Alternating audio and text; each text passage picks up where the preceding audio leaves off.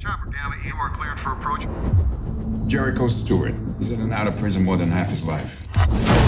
He's got no impulse control. He's unable to calculate the consequences of his actions. Hello, welcome to our RecapPlus channel with me, Matthew. Today we will watch a recap movie called Criminal, released in 2016. This is a spoiler content video. So please turn on the subtitle and let's start the story. The film kicks off with a powerful scene at a beach where Jericho Stewart stands. His voiceover hints at a mysterious past and a warning for anyone who dares to cross him. But to truly understand Jericho's journey, we must journey back in time to London, where the story unfolds. The beginning of the movie shows a spectacular street view, featuring a political engineer named Bill Pope operating in London. He visits a shop and retrieves a bag that appears to be filled with a significant amount of money, suggesting that Bill may be saved from it. Bill calls his wife, Jill, and we also see their adorable child, Emma. However, when Bill realizes that he is being watched, he abruptly hangs up and leaves the location. The scene shifts to the American Embassy in London, where an operation called Shadow is monitoring Bill's status. They quickly locate Bill and pick him up in a taxi. When a woman tailing Bill informs her boss, Xavier, of the taxi's license plate, Bill sends a message to the CIA team that he is being pursued and instructs them to meet him at a cement factory. Once there, he tells the rest of the team that when the taxi driver was questioned, he gave away all the details. This allows them to pinpoint Bill's destination, and they send their men in that direction. When the taxi driver reaches the destination, Bill begins to feel threatened. However, at that moment, Xavier's men beat up the taxi driver and start firing, ultimately capturing him. In the process, Bill is taken to an undisclosed location. His team is frustrated because they couldn't find him at the cement factory. However, Javier begins to torture Bill for information by giving him electric shocks. So, Xavier finally kills him with an electric shock. Eventually, CIA agents trace Bill's location and discover his dead body, leaving them deeply saddened. The scene shifts to Dr. Frank, who is visited by a CIA agent informing him that they need Frank's help through his memory program to save an agent who has died. The doctor agrees but keeps a condition that he will choose the receiver. The scene then shifts to the location of the West Virginia prison, where the prison director shows them a profile of a man named Jericho but warns them about him as he is a notorious killer. They decide to use Jericho, known as a remorseless killer with no emotional development resulting from a childhood incident in which Jericho states that his father threw him out of a moving car and damaged his frontal lobe. We see an interview between Heimdall and Piers Morgan, during which Morgan asks Heimdall about his intentions. Heimdall states that he thinks the world would be better off without governments and, thus, he plans to take them all down. Jericho is prepared for an operation during which Dr. Frank drills into Jericho's head and activates the memory implant. However, when things go haywire during the operation, Dr. Frank calls off the procedure. However, Wells tells them to continue the operation, and they manage to stabilize Jericho's situation shortly after. Agent Wheels tells his agent to inform the family of Bill that he is no more. After some days, Jericho's health improves, so Agent Wells tries to make him remember Bill's memories. However, Jericho doesn't remember anything, so Wheels tells his agents that the memory program is a failure and to take care of Jericho. The episode then shows Ian Strew, the Dutchman who is waiting for Bill. Today, he and Bill have a business deal, but when Bill doesn't arrive on time, Strew sends a video message to the CIA team.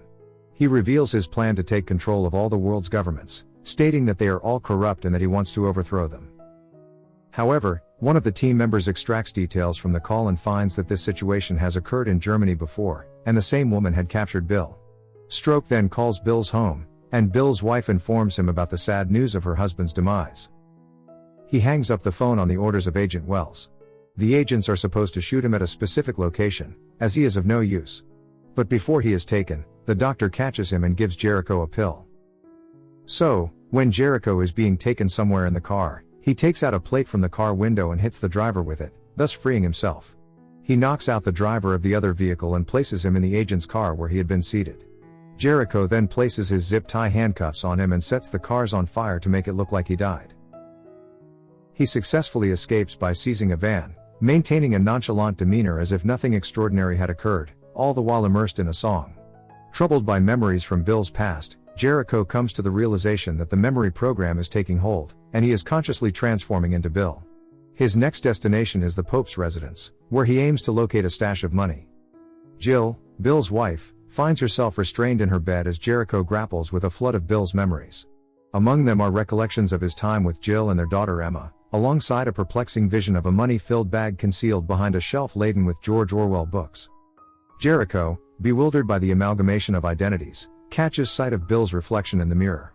Simultaneously, Jill, using her toe, triggers a silent alarm that reverberates at headquarters.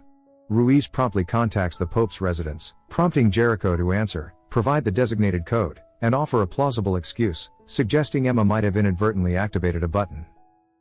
Jericho makes a swift exit from the house, leaving Jill to free herself from her restraints. Meanwhile, Stru receives a video call from Xavier, urging him to return as partners. However, Stru unequivocally declines, asserting that Xavier intends to exploit his program for the government's downfall. Feeling betrayed by the American government's rejection of what he perceived as a favorable deal, Stru contemplates changing his business partners. He proceeds to the Russian embassy, divulging plans to demonstrate his program, incorporating high-level Russian data. Learning of Jericho's break-in, Jill contacts the police. With roughly 9 hours until Stru's deadline, the CIA faces a time crunch to formulate a response. On the streets, Jericho grapples with a growing assimilation of Bill's memories, adopting Bill's personality and skills intermittently with his own. Attempting to procure coffee and a meal, Jericho places an order in French, confidently stating, "I'm speaking Spanish." Corrected by the man he cut in front of, Jericho's response leads to a confrontation, resulting in a broken nose. Subsequently, he heads to the library, using Bill's codes to log into a computer, unbeknownst to the CIA.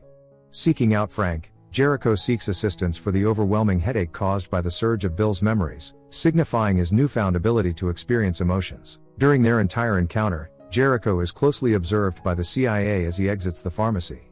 He is apprehended by several agents, and Elsa, who is keeping watch, follows suit.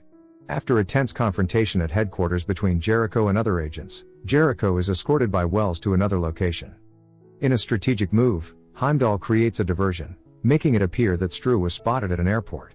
This prompts Elsa and Dahl's other accomplices to locate the agents and engage in a shootout, resulting in casualties, including Lynch. Jericho manages to escape the crossfire by driving off a bridge. Jericho returns to the Pope's house, where Jill points a gun at him. This time, Jericho is less hostile, and he shares a memory only she and Bill would know. It revolves around their first car smelling like fish and chips, with the exhaust blowing out a week later. After some initial worry, Jill realizes that Jericho won't harm her or Emma. She allows him to stay the night.